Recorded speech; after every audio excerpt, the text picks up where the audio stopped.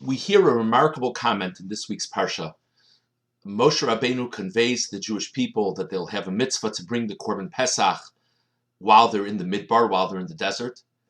And there were two people who come forward, and they say to Moshe Rabbeinu that we are tmeim, we are ritually impure, and the halacha is that a person who's tamei is ineligible to participate in the Korban Pesach. They don't ask Moshe what they're supposed to do about it. They don't ask Moshe if they're exempt. The wording that they say to Moshe, by the way, it says in the pasuk, they said to Moshe. They didn't ask Moshe, they said to Moshe, Lama nigara. Why should we be any worse that we don't get to participate in this mitzvah, that we don't get to participate in this very special offering that shows the connection between God and the Jewish people? What a strange question. Halacha is halacha. You're ritually impure, you're ineligible, next. Moshe Rabbeinu says to them, Imdu ve'eshma'a ma'itza ve'Hashem lachem. Wait, I have to hear what Hashem says.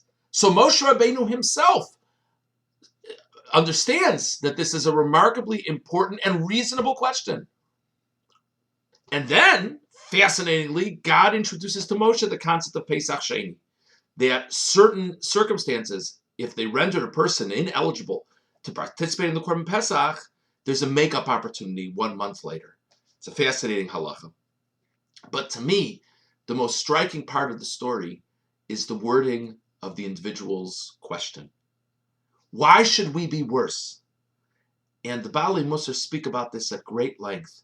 What these individuals understood is that a mitzvah, certainly as holy a mitzvah as the Korban Pesach, but really any mitzvah, is a tremendous opportunity for spiritual enrichment.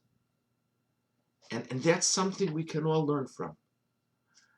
The vast majority of the time, our inclination is to see a mitzvah as an obligation. So the rule is, I'm supposed to bring the Korban Pesach. And then something happened that rendered me ineligible to bring the Korban Pesach. So we would consider ourselves devout servants of God if we asked the Shaila and found out the halacha. What are we supposed to do when we're ineligible? We want to make sure we do it all right. And if we're not supposed to, we won't do it. If we're obligated to do something to make it up, we'll do it. Whatever. Rabbi, just tell me the halacha. And that's reasonable. And that makes sense. These people saw a mitzvah as more than that. It's more than another rule.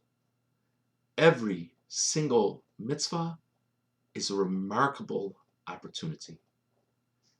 And that's a very significant thing to reflect on.